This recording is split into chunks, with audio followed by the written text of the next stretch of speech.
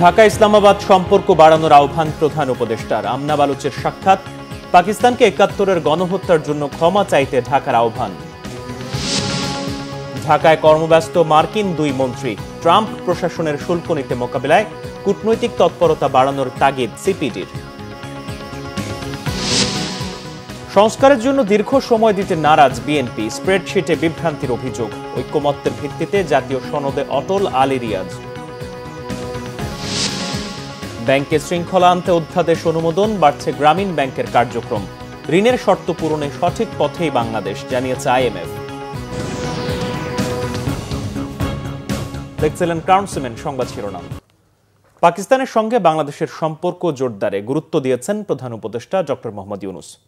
পাকিস্তানের পররাষ্ট্র সচিব আমনা বালুচ রাষ্ট্রীয় অতিথি ভবন যমুনায় তার সঙ্গে সাক্ষাৎ করলে এ কথা জানান বাংলাদেশের সরকার প্রধান। গত ১৫ বছরে বাংলাদেশ সফর করা প্রথম পাকিস্তানি পররাষ্ট্র সচিব আমনা বালুচের সঙ্গে আলোচনায় প্রধান উপদেষ্টা বলেন, কিছু বাধা আছে, সেগুলো অতিক্রম করে সামনে এগিয়ে যাওয়ার পথ খুঁজে বের করতে হবে। প্রধান উপদেষ্টা বলেন, তিনি সার্কের কাঠামোয় পাকিস্তান সহ প্রতিবেশী দেশগুলোর সঙ্গে ঘনিষ্ঠ সম্পর্ককে সর্বদা অগ্রাধিকার দিয়ে আসছেন। সাম্প্রতিক সময়ে পাকিস্তানের প্রধানমন্ত্রী শাহবাজ শরীফের সাথে তার সাক্ষাতের কথা স্মরণ করেন। তার মতে, বাংলাদেশ ও পাকিস্তানের উচিত যুব ও সাংস্কৃতিক কর্মসূচি বিনিময় করে জনগণের মধ্যে সম্প্রীতি বাড়ানো। অতীতের বিষয়গুলো স্বীকার করে বালুচ বলেন, বাংলাদেশ ও পাকিস্তানকে অবশ্যই দুই দেশের মধ্যকার সম্ভাবনাকে কাজে লাগানোর উপায় বের করতে হবে। তিনি বলেন, দুই দেশের বেসরকারি খাতের মধ্যে নিয়মিত যোগাযোগ এবং সব স্তরে পারস্পরিক সফরের প্রয়োজন রয়েছে। বাংলাদেশ পাকিস্তান পররাষ্ট্র সচিব পর্যায়ের বৈঠকে ৭১-এর গণহত্যার জন্য পাকিস্তানকে ক্ষমা চাওয়ার দাবি জানিয়েছে ঢাকা। তবে এ ব্যাপারে আরও আলোচনার কথা বলেছেন সফররত পাকিস্তানি পররাষ্ট্র সচিব আমনা বালুচ। বৃহস্পতিবার ব্রিফিংয়ে এই তথ্য জানান পররাষ্ট্র সচিব জসিমউদ্দিন। এদিকে আলোচনা ফলপ্রসূ হয়েছে বলে সন্তোষ প্রকাশ করেছেন পাকিস্তানের পররাষ্ট্র সচিব আমনা বালুচ। ইমরুল কায়েসের রিপোর্টে বিস্তারিত। দীর্ঘ ১৫ বছর পর বৃহস্পতিবার বাংলাদেশ পাকিস্তান পররাষ্ট্র সচিব পর্যায়ের বৈঠক হয় রাষ্ট্রীয় অতিথি ভবন পদ্মায়। বৈঠকে বাংলাদেশের পক্ষে মোহাম্মদ জসিমউদ্দিন এবং পাকিস্তানের পক্ষে সে দেশের পররাষ্ট্র সচিব আমনা বালুচ নেতৃত্ব দেন। সকাল 10:30টায় এই বৈঠক শুরু হয়। এতে দুদেশের রাজনৈতিক সম্পর্ক উন্নয়ন, ব্যবসা বাণিজ্য, প্রতিরক্ষা সহ বিভিন্ন খাতে সহযোগিতার বিষয়ে আলোচনা হয়। বিকাল 3:30টায় মন্ত্রণালয়ে পররাষ্ট্র উপদেষ্টা তৌহিদ হোসেনের সঙ্গে সৌজন্য সাক্ষাৎ করেন আমনা বালুচ। এ সময় দ্বিপক্ষীয় স্বার্থ সংশ্লিষ্ট নানা ইস্যুতে আলোচনা করেন তারা। দুদেশের সম্পর্ক উন্নয়নে একসাথে কাজ করার অঙ্গীকার ব্যক্ত করা হয় বৈঠকে। পরে সাংবাদিকদের কাছে সফরের বিষয়ে সন্তোষ প্রকাশ করেন পাকিস্তানের পররাষ্ট্র সচিব।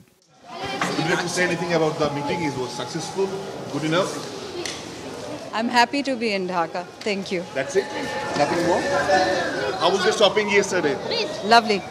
সন্ধ্যায় বাংলাদেশ পাকিস্তান পররাষ্ট্র সচিব পর্যায়ের বৈঠক এবং দ্বিপক্ষীয় সম্পর্কের সার্বিক বিষয় নিয়ে সাংবাদিকদের ব্রিফ করেন পররাষ্ট্র সচিব মোহাম্মদ জসিমউদ্দিন। জানান, দুদেশের অমীমাংসিত বিষয়গুলো নিয়ে আলোচনা হয়েছে বৈঠকে। 1971 সালে পাকিস্তানের তৎকালীন সশস্ত্র বাহিনী কর্তৃক সংঘটিত গণহত্যার জন্য আনুষ্ঠানিকভাবে ক্ষমা চাওয়া। তারা সেটা বলেছেন যে এই বিষয়টা নিয়ে তারা দে রিমেইন এঙ্গেজড, এই বিষয়গুলো নিয়ে আলোচনায় ওনারা থাকবেন সামনের বৈঠকে। আমাদের লক্ষ্য ছিল এই জিনিসটা ফ্ল্যাগ করা, তাদের নজরে আনা এবং আমাদের প্রত্যাশার সামনে যে সমস্ত এঙ্গেজমেন্ট হবে, যে সমস্ত বৈঠক হবে, সেগুলোতে আমরা এই বিষয়টা হয়তো সুনির্দিষ্টভাবে আলোচনা করার একটা সুযোগ পাব। আটকে পড়া পাকিস্তানিদের প্রত্যাবাসন, অবিভাজিত সম্পদে বাংলাদেশের ন্যায্য হিস্সা প্রদান। Former deputy chairman of planning commission বাংলাদেশের, তার একটা হিসাব অনুযায়ী $4,000 মিলিয়ন আর আরেকটা হিসেবে বলা আছে 4.32 বিলিয়ন। আমরা আজকে আলোচনায় এই ফিগারটাই বলেছি। এটা একটা।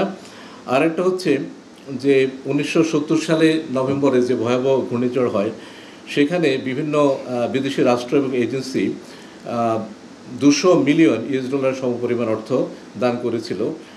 সেটারও আমরা এই বৈঠকে হিস্সা চেয়েছি। বাংলাদেশের সাথে পাকিস্তানের সম্পর্ক এখন যে জায়গায় দাঁড়িয়েছে, সাম্প্রতিককালে উচ্চ পর্যায়ে যোগাযোগ এবং বিভিন্ন ক্ষেত্রে আমাদের যে সহযোগিতার কারণে, সেটিকে একটা শক্ত ভিত্তির উপর দাঁড় করাতে গেলে আমাদেরকে এই অমীমাংসিত বিষয়গুলো মীমাংসা আসল প্রয়োজন। জসিমউদ্দিন জানান, দুদেশের সম্পর্কের স্থবিরতা কাটানোর উপর জোর দিয়েছেন দুই শীর্ষ কূটনীতিক। এই যে স্থবির যে সম্পর্ক, সেই সম্পর্কটাকে স্বাভাবিক করার চেষ্টা করছি এবং সেটা আমরা সম্পূর্ণরূপে আমাদের যে জাতীয় স্বার্থ সেই জাতীয় স্বার্থের কথা মাথায় রেখেই আমরা করছি। আমরা পাকিস্তানের সাথে যেভাবে এঙ্গেজ হচ্ছি সেটার ফাউন্ডেশন হচ্ছে মিউচুয়াল রেসপেক্ট, পরস্পরের প্রতি শ্রদ্ধা এবং মিউচুয়াল বেনিফিট। আমরা আমাদের যে লাভ সেটা আমরা দেখছি, কাজে এটা কোনোভাবেই একটা দেশের দিকে ঝোঁকার বিষয় নয়। দুদিনের সফরে এ মাসের ২৭ তারিখ বাংলাদেশে আসবেন পাকিস্তানের উপপ্রধানমন্ত্রী ও পররাষ্ট্রমন্ত্রী ইসহাক দার। খুব শীঘ্রই দুই দেশের মধ্যে সরাসরি ফ্লাইট চালু করা সম্ভব হবে। ইমরুল কায়েস, বাংলাভিশন, ঢাকা। পারস্পরিক সহযোগিতা। সফররত মার্কিন উপসহকারী পররাষ্ট্রমন্ত্রীদের সাথে নির্বাচন নিয়ে আলোচনা হয়েছে বলে জানিয়েছেন পররাষ্ট্র সচিব মোহাম্মদ জসিমউদ্দিন। সংস্কার, বাণিজ্য ঘাটতি, শুল্ক, রোহিঙ্গা সহ বিভিন্ন বিষয়ে তাদের সাথে আলোচনা হয়েছে বলে জানান তিনি। বলেন, আরোপিত শুল্ক প্রত্যাহারে কি করতে হবে সে বিষয়ে পরামর্শ দিয়েছেন তারা। আহমদ সারোয়ারের রিপোর্ট। সফরের দ্বিতীয় দিনে পররাষ্ট্র উপদেষ্টা মোহাম্মদ তৌহিদ হোসেনের সাথে সৌজন্য সাক্ষাৎ করেছেন যুক্তরাষ্ট্রের দক্ষিণ ও মধ্য এশিয়া বিষয়ক ব্যুরোর উপসহকারী পররাষ্ট্রমন্ত্রী নিকোল এন চুলিক এবং পূর্ব এশিয়া ও প্রশান্ত মহাসাগরীয় বিষয়ক ব্যুরোর উপসহকারী পররাষ্ট্রমন্ত্রী অ্যান্ড্রু হেরাপ। এই সময় তারা বাংলাদেশ যুক্তরাষ্ট্র দ্বিপাক্ষীয় সম্পর্কের নানা বিষয় নিয়ে আলোচনা করেন। এর আগে পররাষ্ট্র সচিব মোহাম্মদ জসিমউদ্দিন এবং পররাষ্ট্র মন্ত্রণালয়ের উত্তর আমেরিকা অনুবিভাগের মহাপরিচালক জাহিদুল ইসলামের সাথে বৈঠক করেন তারা। বৈঠকের বিষয়ে ব্রিফিংয়ে পররাষ্ট্র সচিব মোহাম্মদ জসিমউদ্দিন জানান, আগামী নির্বাচন ও চলমান সংস্কার নিয়ে জানতে চেয়েছে মার্কিন প্রতিনিধি দল। আমাদের এই সরকারের যে চলমান সংস্কার কার্যক্রম সেটা নিয়ে কথা বলেছি, সামনে যে নির্বাচন সেই নির্বাচন নিয়ে কথা বলেছি। নির্বাচন নিয়ে সাধারণ আলোচনা, যে নির্বাচনের ডিটেলস নিয়ে কোনো আলোচনা হয় নাই, কিন্তু তারা এটা বলেছেন যে তারা রাজনৈতিক দলগুলোর সাথে তাদের বৈঠক হয়েছে। রোহিঙ্গা প্রত্যাবাসন ও তাদের সহায়তার বিষয়টি বৈঠকে গুরুত্ব পায় বলেও জানান পররাষ্ট্র সচিব। বিশেষ করে স্থান পেয়েছে রোহিঙ্গা প্রত্যাবাসন। আগামী সেপ্টেম্বরে নিউ ইয়র্কে আপনারা জানেন যে রোহিঙ্গা বিষয়ে একটা উচ্চ পর্যায়ের সম্মেলন অনুষ্ঠিত হওয়ার কথা রয়েছে এবং এই রোহিঙ্গা প্রত্যাবাসনে আমরা তাদের রাজনৈতিক এবং মানবিক সহায়তা অব্যাহত রাখার জন্য অনুরোধ জানিয়েছি। আহমেদ সারওয়ার, বাংলাভিশন, ঢাকা। বাংলাদেশের গণতান্ত্রিক ব্যবস্থা সুসংহত ও সংস্কার প্রক্রিয়া নিয়ে কাজ করতে আগ্রহী ইউরোপীয় ইউনিয়ন। পররাষ্ট্র মন্ত্রণালয়ে ইউরোপীয় ইউনিয়ন অনুবিভাগের মহাপরিচালক মোহাম্মদ আবুল হাসান মৃধার সাথে বৈঠকের পর এমনটাই জানিয়েছেন ঢাকায় ইউরোপীয় ইউনিয়নের রাষ্ট্রদূত মাইকেল মিলার। এ সময় তিনি বলেন, প্রধান উপদেষ্টার বেলজিয়াম সফর নিশ্চিতেও কাজ করছে ২৭ দেশের এই জোট। So we're talking about how we can support the reform process, what is required to support Bangladesh's political transition, leading to democratic elections, and when we can foresee a possible visit by the Chief Advisor to the European Union, because what we are interested in is illustrating how strong our relationship is and how much of a reliable and dependable partner the European Union is for your country. Trump প্রশাসনের শুল্ক নীতি মোকাবিলায় মার্কিন প্রশাসনের সঙ্গে নতুন বাণিজ্য চুক্তির পাশাপাশি কূটনৈতিক তৎপরতায় জোর দিতে হবে বলে মনে করেন সিপিডির ফেলো মুস্তাফিজুর রহমান। বাংলাদেশকে নতুন বাজারে রপ্তানি বাড়ানো সহ কৌশলগত বিকল্প খোঁজার তাগিদ দেন তিনি। রাজধানীর একটি হোটেলে সিপিডি আয়োজিত ট্রাম্প পারস্পরিক শুল্ক এবং বাংলাদেশ প্রভাব এবং প্রতিক্রিয়া সংলাপে এসব কথা বলেন তিনি। সেমিনারে বক্তারা জানান, মার্কিন শুল্ক নীতি শুধু বাংলাদেশ নয়, পুরো বিশ্ব অর্থনীতিকেই দুষ্টচক্রের মধ্যে ফেলবে। এটি শুধু ব্যবসা বাণিজ্যে নয়, শ্রমিকদের জীবনেও নেতিবাচক প্রভাব ফেলবে। ৯০ দিন পর যুক্তরাষ্ট্র কি করবে এটি কারোই ধারণা নেই, তাই বিপদে পড়ার আগেই প্রস্তুতি নেওয়ার আহ্বান জানান তারা। এ সময় অভিযোগ জানিয়ে বক্তারা বলেন, বিশ্ব বাণিজ্য সংস্থাকে অকার্যকর করে রেখেছে যুক্তরাষ্ট্র। আলোচনায় পোশাক খাতের ব্যবসায়ীরা অভিযোগ করেন, সাম্প্রতিক সমস্যা মোকাবিলায় সরকারের যেখানে নীতি সহায়তা দরকার সেখানে গ্যাসের দাম বাড়ানো, স্থলবন্দরে সুতা আমদানি বন্ধ সহ নানা প্রতিবন্ধকতা তৈরি করেছে। তারা বলেন, মার্কিন অনেক ক্রেতা পোশাকের দাম কমানোর চাপ দিচ্ছে, অনেকেই ক্রয়াদেশ স্থগিত করেছে। এতে ছোট মাঝারি শিল্পগুলো সবচেয়ে বেশি ঝুঁকিতে পড়তে পারে। স্প্রেডশিট পাঠিয়ে বিএনপিকে বিভ্রান্ত করছে ঐক্যমত্য কমিশন, এমন অভিযোগ বিএনপি নেতাদের। তারা বলেন, সংস্কারে এত বেশি সময় নেওয়া যাবে না যাতে মানুষের পরিবর্তনের আকাঙ্ক্ষা নষ্ট হয়ে যায়। বৃহস্পতিবার জাতীয় সংসদ ভবনে জাতীয় ঐক্যমত্য কমিশনের সাথে বৈঠকে বিএনপি নেতারা এসব কথা বলেন। ঐক্যমত্য কমিশনের সহসভাপতি ডক্টর আলী রিয়াজ জানিয়েছেন, রাজনৈতিক দলগুলোর সাথে ঐক্যমত্যের ভিত্তিতে জাতীয় সনদ গঠন করতে চায় কমিশন। রাষ্ট্র সংস্কারে অন্তর্বর্তীকালীন সরকার সংবিধান, নির্বাচন, জনপ্রশাসন সহ 11টি সংস্কার কমিশন গঠন করে। প্রতিটি বিষয়ে সংস্কার চেয়ে রাজনৈতিক দল ও নাগরিকদের কাছে প্রস্তাবনা চেয়েছিল কমিশনগুলো। সংস্কার প্রস্তাব জমার পরপরই শুরু হয় রাজনৈতিক দলগুলোর সাথে জাতীয় ঐকমত্য কমিশনের ধারাবাহিক বৈঠক। বৃহস্পতিবার সকালে জাতীয় সংসদের এলডি হলে ঐকমত্য কমিশনের সাথে আলোচনায় বসে বিএনপির স্থায়ী কমিটির সদস্য সালাউদ্দিন আহমেদের নেতৃত্বে 5 সদস্যের একটি প্রতিনিধি দল। আলোচনার শুরুতে কথা বলেন জাতীয় ঐকমত্য কমিশন ও বিএনপির প্রতিনিধিরা। কমিশনের সহসভাপতি ডক্টর আলী রিয়াজ জানান, রাজনৈতিক দলগুলোর সাথে ঐক্যের ভিত্তিতে জাতীয় সনদ গঠন করতে চায় কমিশন। আমাদের লক্ষ্য হচ্ছে একটি জাতীয় সনদ তৈরি করা, যাতে করে আমরা বাংলাদেশে একটি স্থায়ী গণতান্ত্রিক ব্যবস্থা প্রতিষ্ঠা করতে পারি। বারবার আমরা দেখেছি যে গণতন্ত্র কেবল হোঁচট খেয়েছে তা নয়, একটি ব্যক্তিতান্ত্রিক স্বৈরতন্ত্র প্রতিষ্ঠিত হয়েছিল এই দেশে। বৈঠকের শুরুতে বিএনপির পক্ষে কথা বলেন জাতীয় স্থায়ী কমিটির সদস্য নজরুল ইসলাম খান। দাবি করেন, দেশের সবচেয়ে বেশি সংস্কার হয়েছে বিএনপির শাসনামলে। খুব বেশি ভালো করার জন্য যেন আমরা এত সময় না নিই, যাতে মানুষের পরিবর্তনের যে আকাঙ্ক্ষা সেটা স্থিমিত হয়ে যায়। পরে বৈঠকের সারসংক্ষেপ নিয়ে গণমাধ্যমে কথা বলেন দলটির স্থায়ী কমিটির সদস্য সালাউদ্দিন আহমেদ। স্প্রেডশিটের সাথে বিস্তারিত বিষয়গুলোর অনেক জায়গায় ফারাক রয়েছে বলে অভিযোগ তার। যে সমস্ত বিষয় হ্যাঁ না জবাবের জন্য যে শিট দিয়েছিল ওখানে উল্লেখ আছে, সেখানে আমরা বিস্তারিত রিপোর্টে গিয়ে দেখলাম বিস্তর ফারাক। যেগুলো আমরা বিচার বিভাগের স্বাধীনতা নিশ্চিত করার জন্য উপযুক্ত বিবেচনা করব, অবশ্যই সেগুলো আমরা ঐকমত্যের ভিত্তিতে গ্রহণ করব। আমরা এটা চাই, বিচার বিভাগের স্বাধীনতা, কিন্তু প্রক্রিয়াটা যেন আইনানুগ হয়, প্রক্রিয়াটা যেন সাংবিধানিক পদ্ধতিতে হয়। ওবায়দুল্লাহ মামুন, বাংলা ভিশন, ঢাকা। নির্বাচনের বিকল্প হিসেবে সংস্কারের কথা কেন বলা হচ্ছে, এ নিয়ে প্রশ্ন তুলেছেন বিএনপির সিনিয়র যুগ্ম মহাসচিব রুহুল কবির রিজভী। এখনও কেন ন্যায় বিচার ও ভোটাধিকার নিয়ে কথা বলতে হচ্ছে, এমন প্রশ্ন তার। বিএনপি নেতা এম ইলিয়াস আলীর সন্ধান চেয়ে দোয়া মাহফিলের আয়োজন করা হয় দলের কেন্দ্রীয় কার্যালয়ে। এ সময় রুহুল কবির রিজভী বলেন, গত 15 বছর সংগ্রামের পর ছাত্র জনতার আন্দোলনে বিদায় নিয়েছেন শেখ হাসিনা। এখন দেশের মানুষ ভোট চায়। রাষ্ট্র সংস্কারের জন্য বিভিন্ন কমিশন গঠন করা হয়েছে, এগুলো চলমান প্রক্রিয়া। বিএনপি সংস্কারের পক্ষে জানিয়ে রুহুল কবির রিজভী বলেন, নির্বাচনে সুনির্দিষ্ট রোডম্যাপ জরুরি। গত 8 মাসেও বিএনপির নেতাকর্মীদের নামে দায়ের করা 7 লাখ মামলা প্রত্যাহার না করা নিয়েও প্রশ্ন তোলেন দলের সিনিয়র যুগ্ম মহাসচিব। সংস্কার কেন ভোটাধিকার আর গণতন্ত্রের বিকল্প হবে, নির্বাচনের বিকল্প হবে? আমরা ভোট নির্বাচন এবং ভোট প্রয়োগের কথা বললে আপনার সরকার আরও কিছু কথা সেগুলোকে বিকল্প এনে দাঁড় করছেন। তো গণতন্ত্র মানেই তো নির্বাচন। প্রয়োজনীয় সংস্কার তো বিএনপিও তো বলেছে বারবার। আপনি বিভিন্ন কমিশন গঠন করেছেন, তারপরে সেগুলো নিয়ে আলোচনা চলছে। আমাদের রাজনৈতিক দলগুলোর সাথেও বৈঠক হচ্ছে, বৈঠকে তো শেষ পর্যায়ে জানি। কিন্তু এই ডিসেম্বর জুনের এক ধরনের দোলনার মধ্যে কেন দুলছে বাংলাদেশের নির্বাচনী ওয়াদা? ব্যাংক খাতে কোনো প্রতিষ্ঠানের একচেটিয়া নিয়ন্ত্রণ রোধ করতে চায় সরকার, প্রতিষ্ঠা করতে চায় শৃঙ্খলা। এজন্য ব্যাংক রেজুলেশন অধ্যাদেশের অনুমোদন করেছে উপদেষ্টা পরিষদ। এছাড়া অর্থনৈতিক অপরাধের সাথে জড়িতদের বিচারের আওতায় আনতে একটি কমিটি গঠনের সিদ্ধান্ত নিয়েছে উপদেষ্টা পরিষদ। এছাড়া মামলা দায়ের হলে অভিযুক্তকে সমন সহ অন্যান্য তথ্য ডিজিটাল মাধ্যমে পাঠানোর বিধান রেখে আইনের গুরুত্বপূর্ণ সংস্কারের নীতিগত অনুমোদন দেওয়া হয়েছে। রকুনুজ্জামানের রিপোর্ট। বিগত সরকারের আমলে দেশের ব্যাংকিং খাতে চরম নৈরাজ্য দেখা দেয়। দু একটি গ্রুপের কবজায় চলে যায় দেশের বেশিরভাগ ব্যাংকের নিয়ন্ত্রণ। অভিযোগ উঠে ইচ্ছামতো ব্যাংকের টাকা ঋণ হিসেবে নিয়ে আত্মসাতের।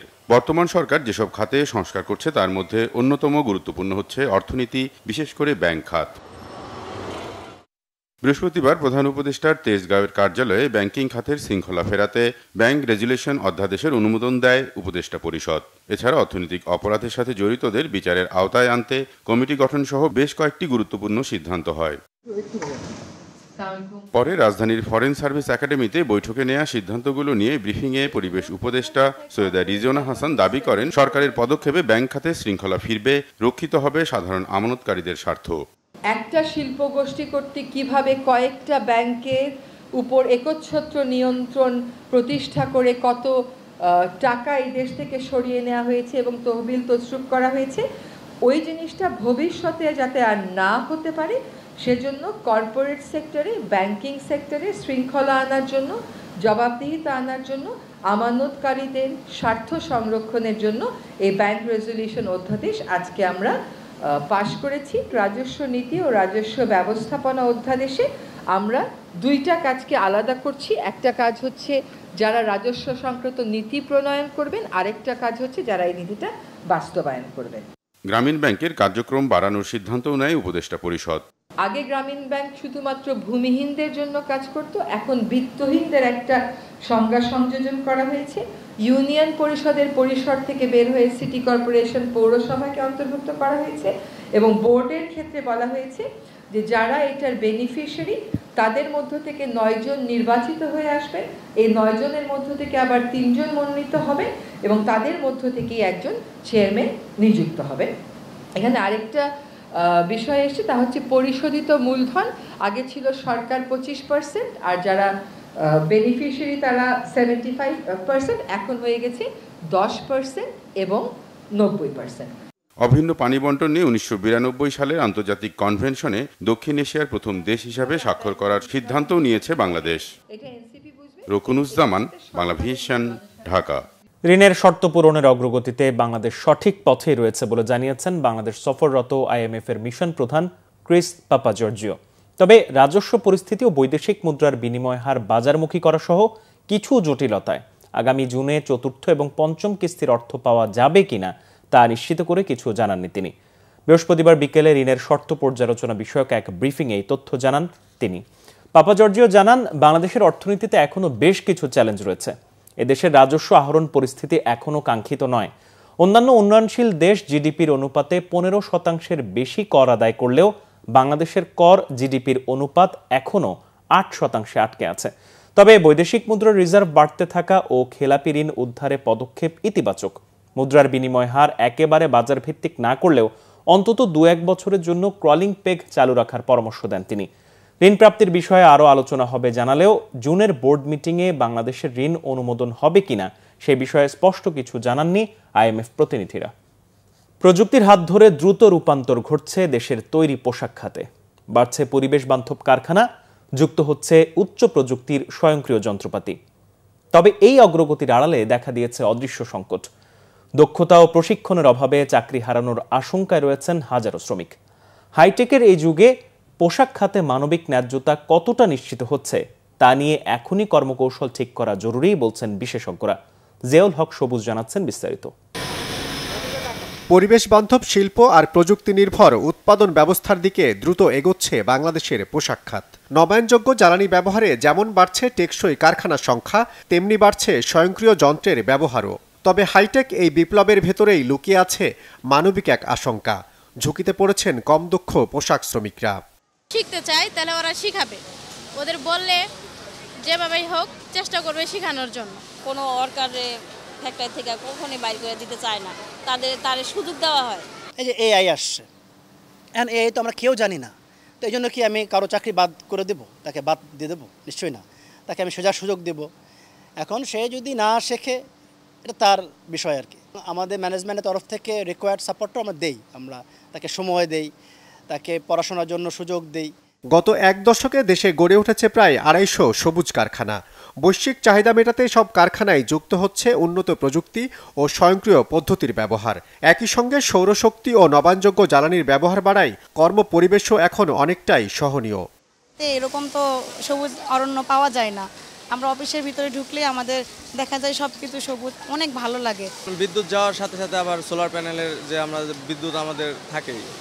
কাজের পরিবেশ উন্নতির পাশাপাশি শ্রমিকদের ঝুঁকি নিয়ে ভাবছেন শিল্প মালিকরাও। স্বাভাবিকভাবে আগে আপনার 5টা দিয়ে মেশিন দিয়ে যা হয়তো, এখানে হয়তো 3টা মেশিন দিয়ে তা হবে। এই ক্ষেত্রে যারা এটার সাথে কোপ আপ করতে পারবে, যারা আপনি স্কিল লিঙ্ক করতে পারবে, নিজেদেরকে ডেভেলপ করতে পারবে, তাদের একটা অংশ তো থাকছেই। কিছুটা অংশ হয়তো আপনার প্রয়োজনীয়তা কমবে, সেটা আসলে আপনাকে এখন থেকেই তো অ্যাড্রেস করতে হবে, আপনাকে এখন থেকেই তো সেটা নিয়ে কাজ করতে হবে। রিসার্চ করতে হবে, যেটা আমি সবসময় বলার চেষ্টা করি যে কতটুকু এফেক্ট হতে পারে, কি হইতে পারে। প্রযুক্তির ভিড়ে শ্রমিকদের টিকিয়ে রাখতে বাস্তবসম্মত নীতি তৈরি ও মানবিক প্রস্তুতির সুপারিশ করেছেন শ্রম অধিকার বিশেষজ্ঞরা।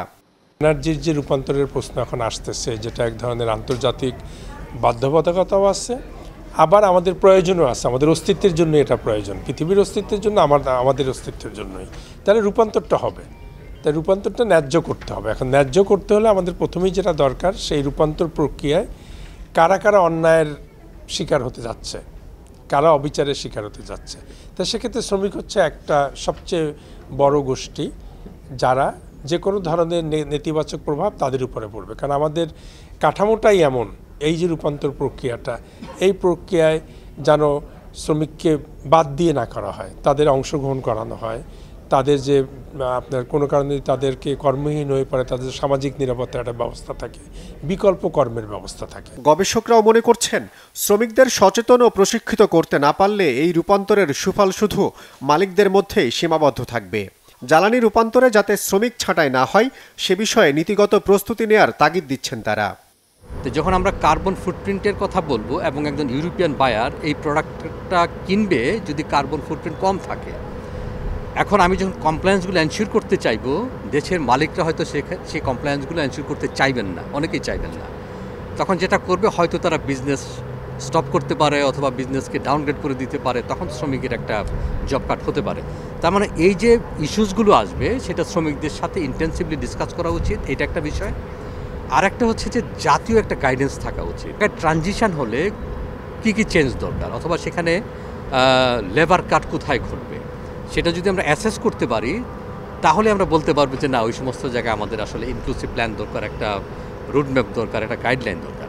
তার মানে একটা হলো ডিসকাশন করা শ্রমিকদের সাথে, আর একটা হলো আমাদেরকে নিজেদেরই একটু ওয়ার্ক করা যে আসলে কোথায় কোথায় ট্রানজিশন দরকার এবং সেটার ফলে কোথায় কোথায় জব কাট হবে।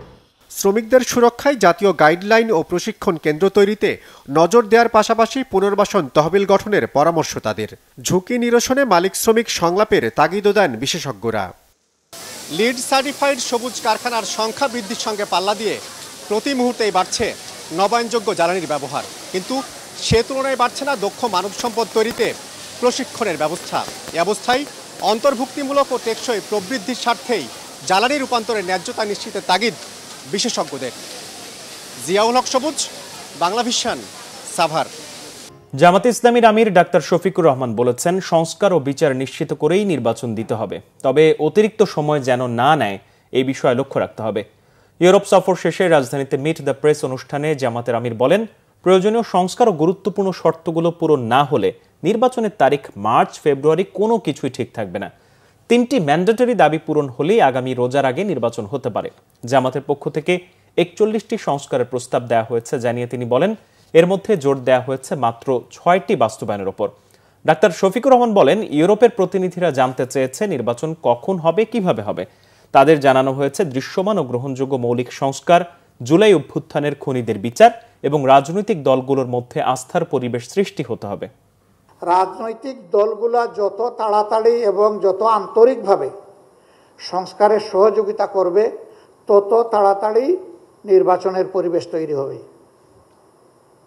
এই সংস্কারে যদি সহযোগিতার ঘাটতি থাকে কিংবা সংস্কার যদি না হয়, তাহলে দেশের মানুষের যে আকাঙ্ক্ষা, যে প্রত্যাশা, যে দাবি, যে সংস্কারের মধ্য দিয়ে নির্বাচনের সুষ্ঠু পরিবেশ তৈরি করা হোক, সে দাবি পূরণ না হওয়ার কারণে নির্বাচন অনিশ্চিত হয়ে পড়বে এবং তার দায় রাজনৈতিক দলগুলোকে নিতে হবে।